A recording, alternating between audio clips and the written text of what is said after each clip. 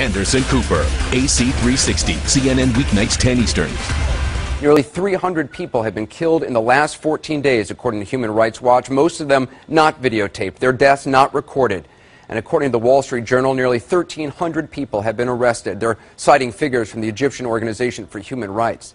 Some of those 1,300 people have been released, but others still held, and we don't know where, and we don't know what's being done to them. According to several New York Times personnel who were held by the secret police a few days ago, they could hear captured Egyptians being beaten, tortured, crying out in pain. That is the truth of the Mubarak regime. They have blood on their hands, and the question tonight, are they really going to change for themselves? You're going to hear from our reporters on the ground in a moment, also in Washington, and we'll talk to Mohammed al-Baradei, a leading opposition figure. But we begin, as always, tonight, keeping them honest. And tonight we begin by focusing on the lies the Egyptian government continues to tell.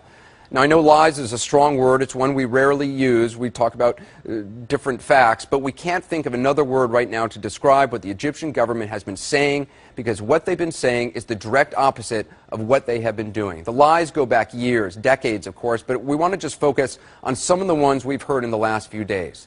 The new vice president of Egypt, this man, Omar Suleiman, has for years been Mubarak's closest henchman, running his intelligence service. Now, he says his government has accepted many of the protesters' complaints. He says they're reaching out to opposition leaders. But while he was saying that, literally while his lips were moving and saying those things on Egyptian television and on ABC News, his secret police were still arresting opposition figures. Thugs burst into the offices of human rights organizations, trashing the places, arresting a number of human rights monitors. And there has been absolutely no transparency about what the Egyptian government is doing right now, other than a few awkward photo ops on Egyptian government-controlled television.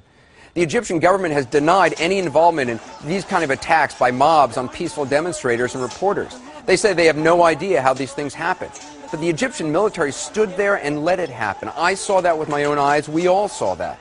And when they realized the protesters could not be beaten back by mobs and reporters would continue working, the military suddenly stepped in.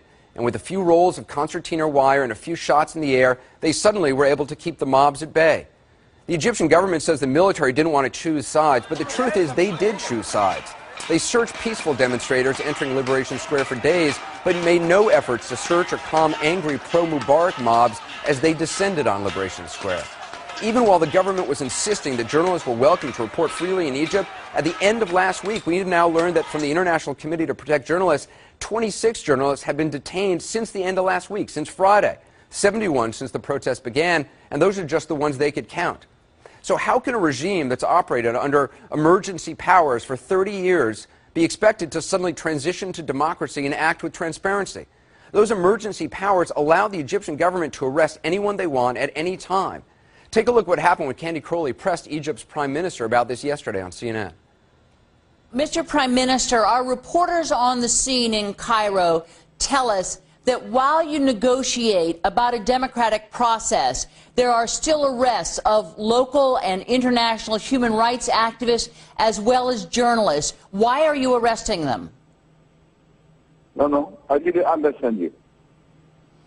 I didn't understand you, Frank. We are told that you are arresting human rights activists and journalists. Why? No, I don't hear well. I don't hear well now. Suddenly sound problems developed. He couldn't hear. A few moments later, Candy tried again. Let me ask you about arrests by the military police. Why are they arresting arrests? About what?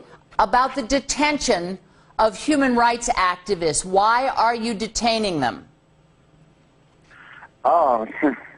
Frankly speaking, if there is some problems, it's not intended at all, my dear. It's not intended at all, my dear. That was his answer, finally. This is a police state.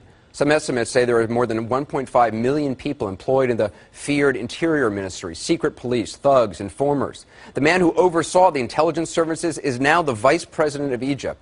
It's not intended at all. Thursday, while the Egyptian government was talking about reaching out to opposition figures, 9 young dissidents had a meeting with opposition leader Mohammed al-Baradei. That evening, all 9 were rounded up and detained.